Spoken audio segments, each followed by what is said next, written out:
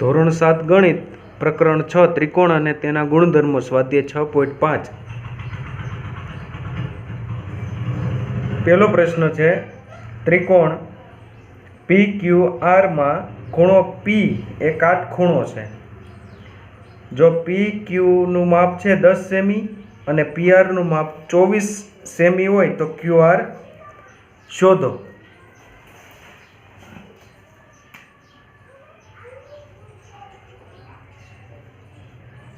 એટલે આવી આકૃતિ થશે।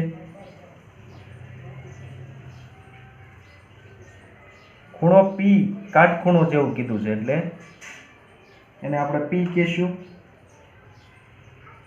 PQR આનું માપ 10 સેમી છે। PQ નું માપ PR નું માપ 24 સેમી આપ્યું છે તો આ QR નું માપ શોધવાનું છે।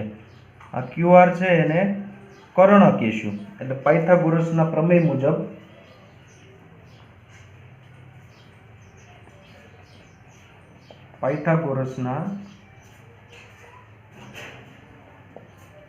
મુજબ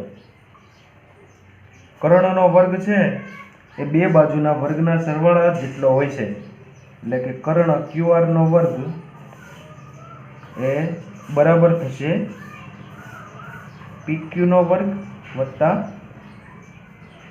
PR નો વર્ગ। PQ નું માપ આપ્યું છે 10 નો વર્ગ વત્તા PR એટલે 24। 10 નો વર્ગ કેટલો થશે 10 દાણ 100 10 ગુણ્યા 10 કરવાનું એટલે 100 થશે વત્તા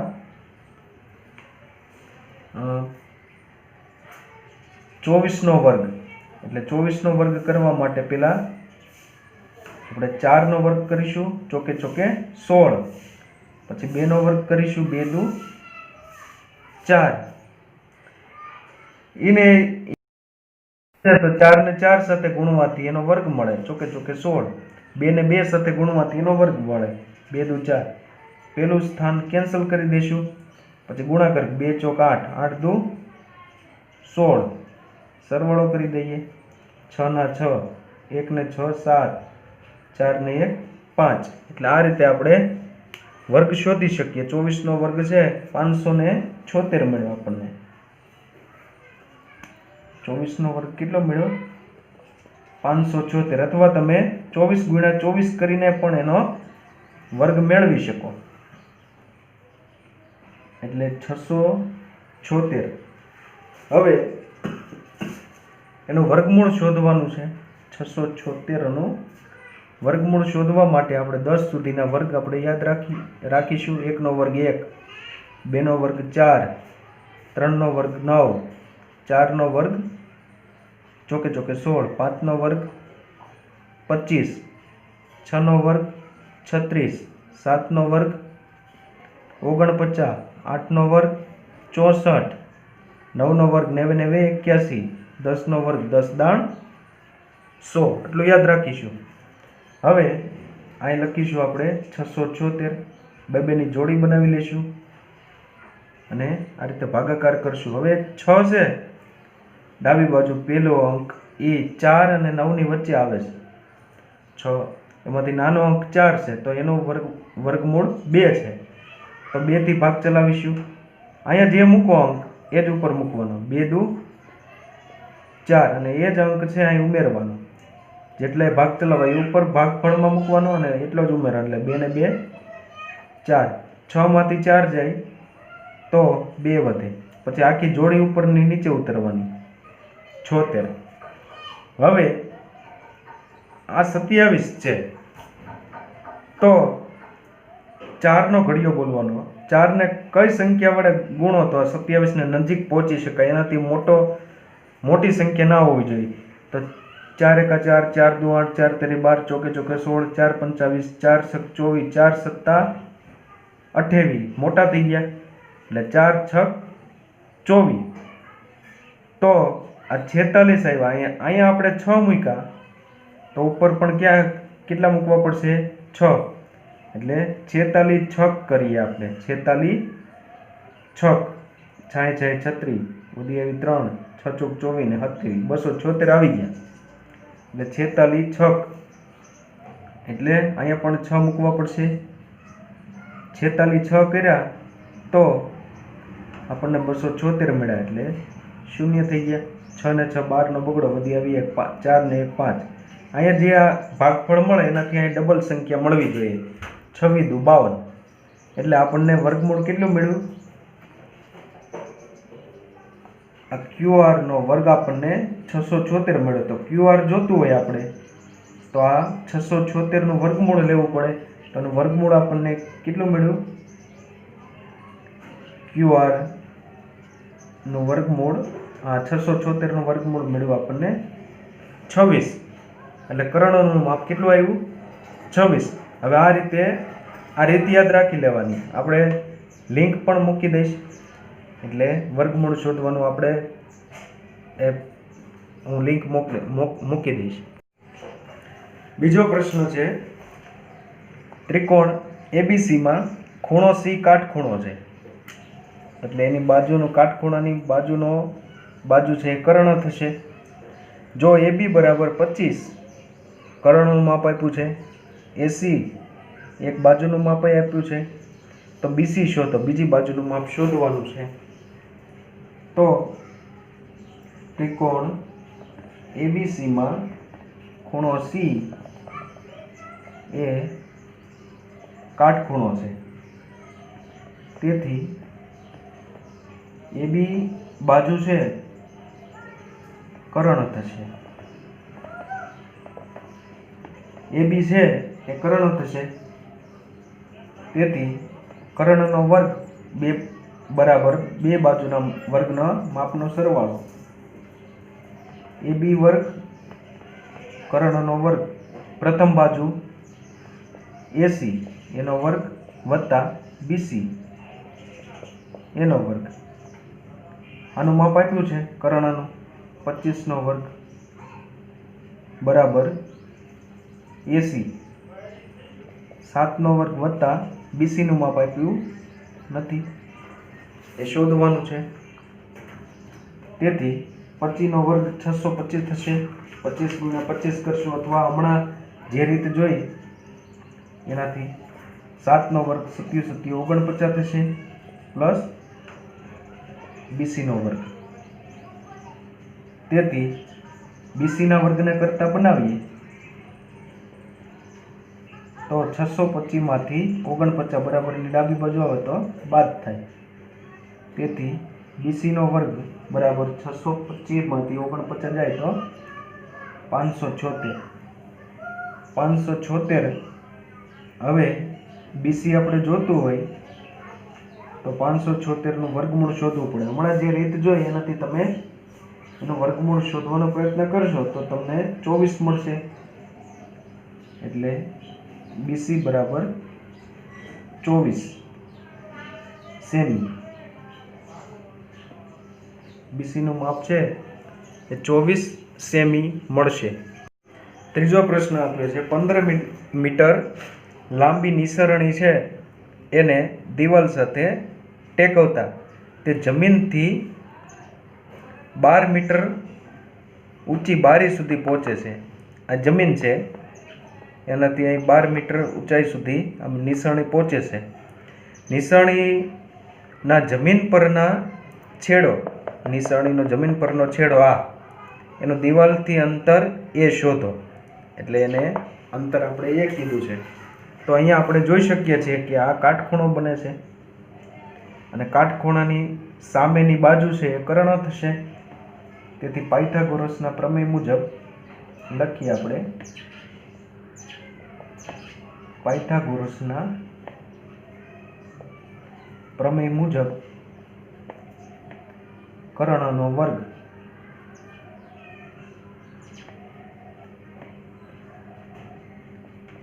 વર્ગ બરાબર એક બાજુનો વર્ગ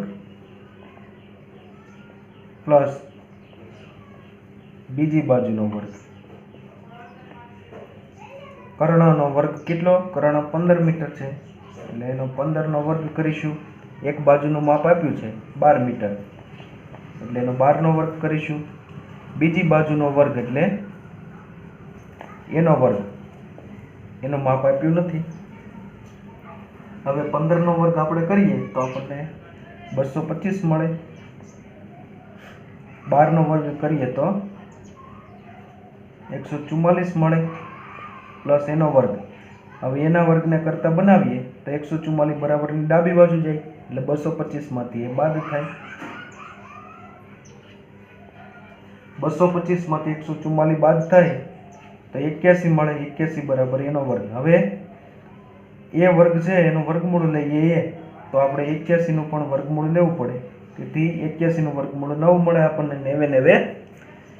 81 થી માટે તો એનું માપ આપણને મળ્યું 9 મીટર. એનું માપ કેટલું મળ્યું? 9 મીટર મળે છે. ચોથો પ્રશ્ન છે, નીચેનામાંથી કઈ કાટકોણ ત્રિકોણની બાજુઓ હોઈ શકે? એમાં પહેલું છે 2.5 સેમી. લખીએ આપણે 2.5 સેમી, 6.5 સેમી અને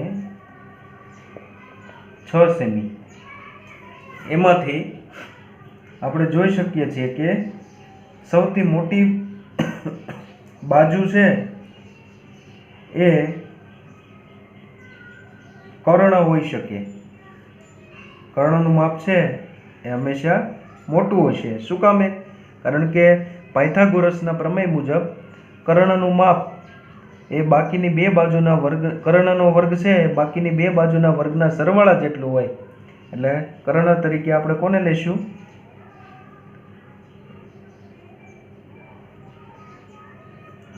આપણે અત્યારે આ કાચી આકૃતિ છે માટે એ માપ છે એ અંદાજે એમ જ મૂકી દીધા છે. માપ સાઈઝ પ્રમાણે કંઈ છે નહીં, એ ધ્યાને લેવું. એટલે કર્ણનો વર્ગ આપણે આ બે બાજુ બાકીની વધી, આ કર્ણ છે મોટી બાજુ છે એટલે બાકીની બાજુ આ એક બાજુ, આ બે બાજુ, એટલે બે બાજુ છે એનો વર્ગનો સરવાળો આપણે કરશું અને પછી એનું વર્ગમૂળ લેશું તો એ 6.5 આવે તો એ પાયથાગોરસનો પ્રમેય છે એ સાબિત થાય છે એવું કહેવાય. એટલે આપણે લખીએ 2.5 એનો વર્ગ વત્તા 6નો વર્ગ. 2.5 નો વર્ગ 6.25 આવશે વત્તા 6નો વર્ગ થાય 36 આવશે. 2.5 ગુણ્યા 2.5 કરજો એટલે મળી જાય જવાબ.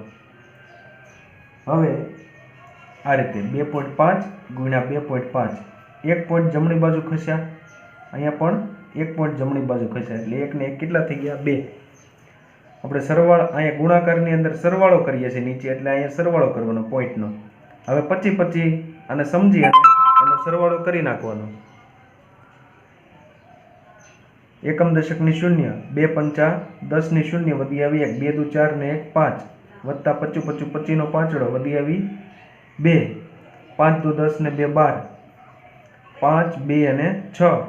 હવે 2 પોઈન્ટ જમણી બાજુ ખસ્યા હતા એ ડાબી બાજુ ખસી જાવ એટલે 6.25 આપણને મળે. તો આ રીતે આપણે 6.25 વત્તા 36 કરીએ તો 42.25 આપણને મળે. હવે 42.25 છે એનું વર્ગમૂળ લઈએ તો આપણને 6.5 મળે છે. 42.25 નું વર્ગમૂળ આપણને 6.5 એટલે કે કર્ણ મળે છે. એટલે બે બાજુના વર્ગનો માપનો સરવાળો એ ત્રીજી બાજુના વર્ગ જેટલો થાય છે. એટલે કે 6.5 નો વર્ગ કરીએ તો 42.25 આપણને મળે. હવે આ કર્ણ છે, 6.5 છે એ કર્ણ છે એ સાબિત થઈ ગયું. તો કાટખૂણો છે કોની કોની વચ્ચે આવશે? તો કે 2.5 અને 6 સેમી માપ ધરાવતી બે બાજુઓ છે એ બેની વચ્ચેનો જે ખૂણો છે આ એ કાટખૂણો આવશે. તો લખીએ તેથી 2.5 સેમી અને 6 સેમી બાજુઓની વચ્ચેનો ખૂણો એ કાટકોણ હોય અને 6.5 સેમી એ કર્ણ છે. બીજું છે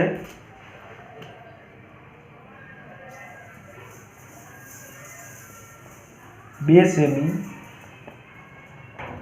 2 સેમી અને 5 સેમી. એમાં બે બાજુનું માપ 2 સેમી અને કર્ણનું માપ મોટું એટલે 5 સેમી હોય. તો આ બે બાજુનો આપણે વર્ગનો સરવાળો કરીએ. 2 નો વર્ગ વત્તા 2 નો વર્ગ બરાબર 5 નો વર્ગ મળવો જોઈએ આપણને. એટલે 4 વત્તા 4 એટલે કેટલા મળે આપણને? 8 મળે છે. 4 ને 4 8 મળે છે. હવે એનું વર્ગમૂળ લઈએ તો આપણને 5 નો વર્ગ મળતો નથી. તેથી 8 બરાબર નથી 5 નો વર્ગ. તેથી આપેલી બાજુઓ છે એ ધરાવતો કોઈ ત્રિકોણ છે એ કાટકોણ ત્રિકોણ હોઈ શકે નહીં. તો લખીએ આપેલી બાજુઓ એ કોઈ કાટકોણ ત્રિકોણની બાજુઓ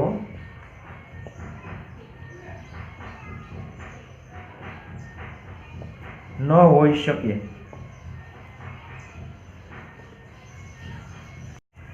ત્રીજું છે 1.5 સેમી 2 સેમી અને 2.5 સેમી.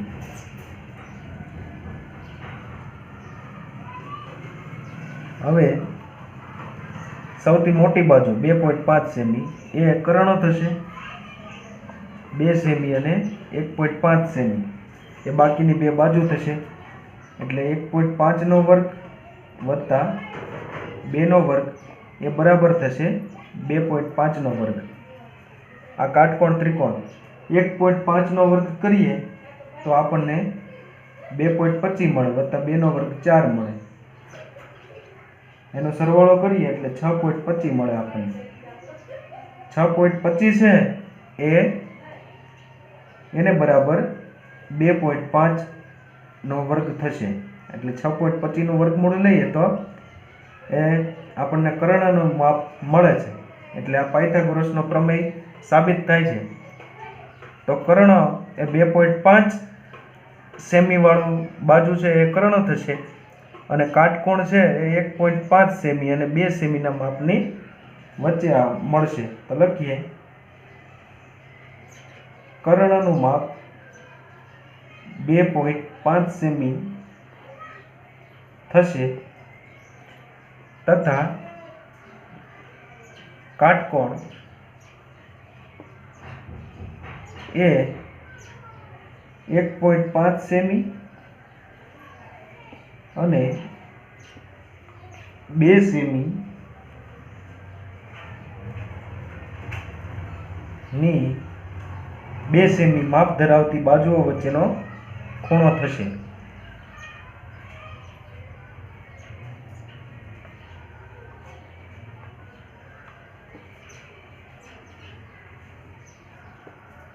બાજુઓ વચ્ચેનો ખૂણો થશે. પાંચમો પ્રશ્ન છે એક ઝાડ જમીન પરથી, આ જમીન છે બી, ત્યાંથી એ બી જમીન છે, ત્યાંથી બી થી જમીન પરથી 5 સેમી ઊંચાઈથી તૂટી પડે છે. આ મૂળ ઊંચાઈ એ સુધી હતી, ત્યાંથી તૂટી પડે છે અને તેની ટોચ, આ ટોચ છે એ છે એની ટોચ, એથી 12 મીટર અંતરે જમીનને અડકે છે. ટોચ ક્યાં અહીંથી તૂટી અને જમીનને અહીંયા 12 મીટર અંતરે અટકે છે, એટલે એ બીનું માપ છે એ 12 મીટર થશે. તો ઝાડની મૂળ ઊંચાઈ શોધો. મૂળ ઊંચાઈ શું હતી? તો અહીંયા આપણે જોઈ શકીએ છીએ કે એ તૂટીને નીચે પડે છે ત્યારે એ કાટકોણ ત્રિકોણ બને છે. તેથી પાયથાગોરસના પ્રમેય મુજબ આ કર્ણ થશે 80, બાકીની બે બાજુ થશે.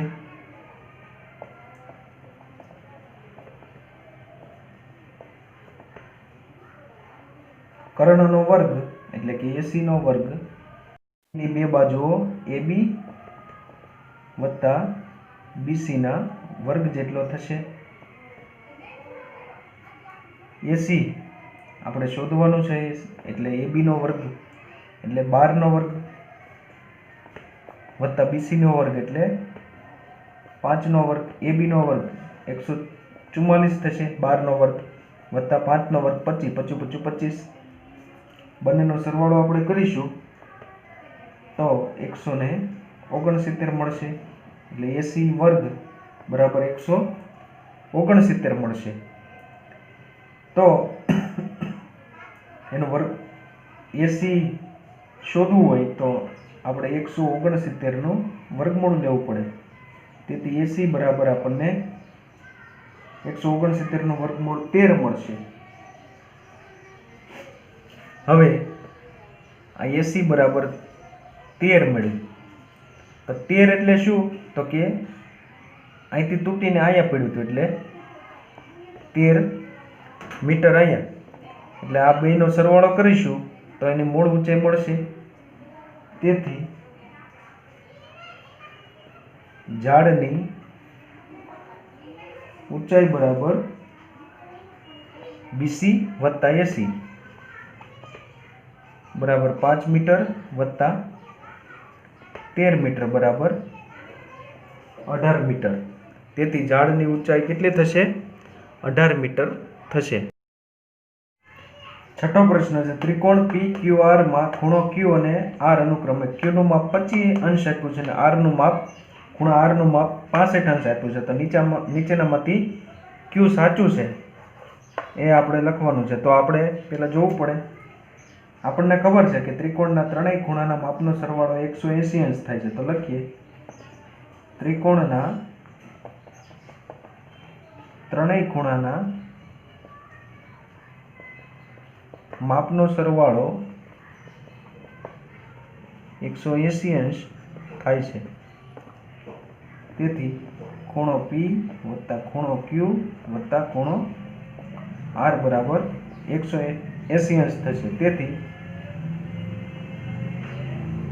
આપણને ખૂણા P નું માપ આપ્યું નથી, Q નું માપ આપ્યું છે 25 અંશ વત્તા આ ખૂણા R નું માપ આપ્યું છે 65 અંશ બરાબર 180 અંશ. તેથી ખૂણો P વત્તા 65 ને 25 90 અંશ બરાબર 180 અંશ. ખૂણા P ને કરતા બનાવીએ તો પ્લસ 90 છે બરાબરની જમણી બાજુ જાય તો 180 માંથી બાદ થાય. તેથી ખૂણો P બરાબર 90 અંશ. આપણને ખબર છે કે જે ખૂણાનું માપ 90 અંશ હોય એ કાટખૂણો હોય. તો ખૂણો P છે એ કાટખૂણો થશે અને બાકીના ખૂણા Q નું માપ આપણે 25 અંશ હતું અને R નું માપ 65 અંશ હતું. તો આ કાચી આકૃતિ છે એમાં આપણે માપને ધ્યાનમાં લઈશું નહીં. એટલે ખૂણો P કાટખૂણો છે એની સામેનો કર્ણ થશે. તો કર્ણનો વર્ગ બાકીની બે બાજુના વર્ગના સરવાળા જેટલો થશે. તેથી QR વર્ગ બરાબર PQ નો વર્ગ વત્તા PR નો વર્ગ. તો અહીંયા QR નો વર્ગ બરાબર PQ વર્ગ વત્તા PR અથવા RP નો વર્ગ. એટલે આ બીજું વિધાન સાચું છે. તેથી વિધાન 2 બીજું PQ વર્ગ વત્તા RP વર્ગ બરાબર QR નો વર્ગ એ વિધાન સાચું છે। 7મો પ્રશ્ન છે, જેની બાજુની લંબાઈ 40 સેમી હોય, એક બાજુની લંબાઈ 40 સેમી ને વિકર્ણની લંબાઈ 41 સેમી હોય તેવા લંબચોરસની પરિમિતિ શોધો। લંબચોરસના પરિમિતિનું સૂત્ર 2 ગુણ્યા 2 કૌંસમાં લંબાઈ વત્તા પહોળાઈ। તો અહીં આપણે જોઈ શકીએ છીએ કે લંબચોરસના ચારેય ખૂણા છે એ 90 અંશના હોય, તેથી આ ખૂણો 90 અંશનો બને છે। તો એટલે કે કાટખૂણો છે, કાટખૂણાની સામેની બાજુ છે એ કર્ણ બનશે, આ કર્ણ બનશે ને આ બાકીની બે બાજુ થશે। તેથી BD વર્ગ બરાબર AB વર્ગ વત્તા AD વર્ગ, 41 નો વર્ગ BD એટલે 41 નો વર્ગ, પછી AB નો વર્ગ એટલે 40 નો વર્ગ વત્તા AD નો વર્ગ શોધવાનું છે। તો 41 નો વર્ગ કેટલો થશે? 41 આપણે જોઈએ, 1 નો વર્ગ એટલે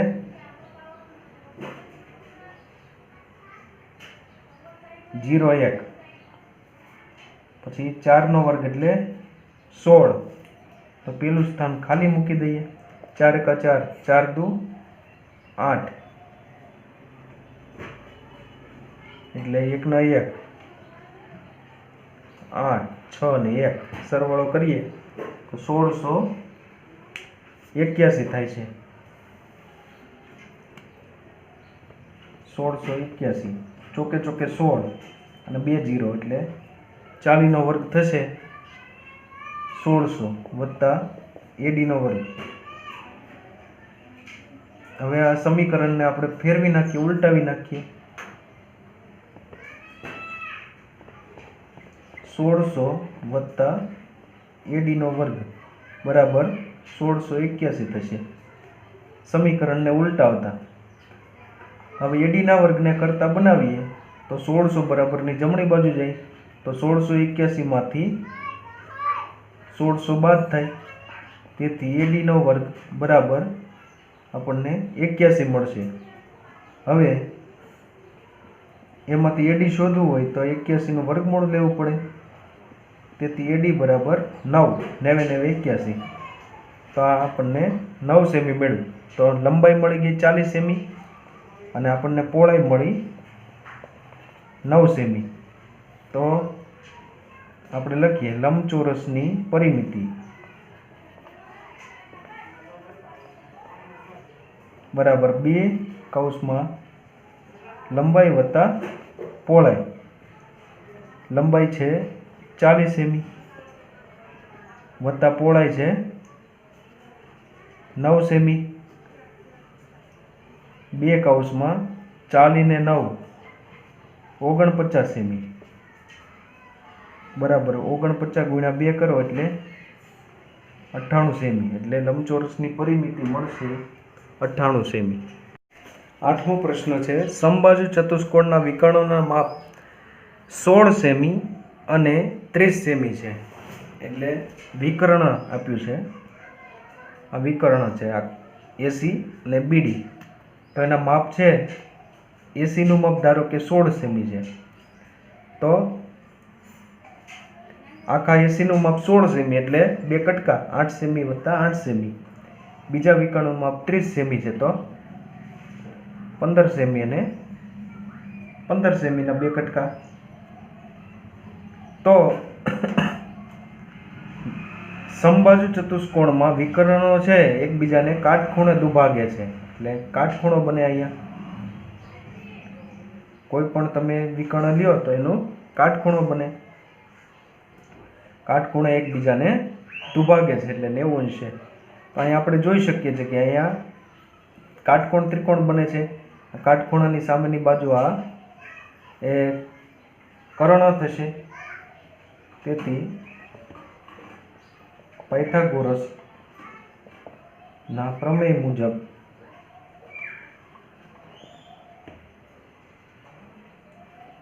એ બીનો વર્ગ અહીં આપણે ઓ રાખીએ, ઓબી એ બીનો વર્ગ બરાબર ઓબીના વર્ગ વત્તા ઓએનો વર્ગ.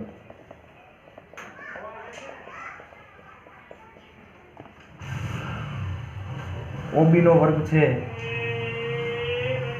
15નો વર્ગ વત્તા ઓએનો વર્ગ છે 8નો વર્ગ.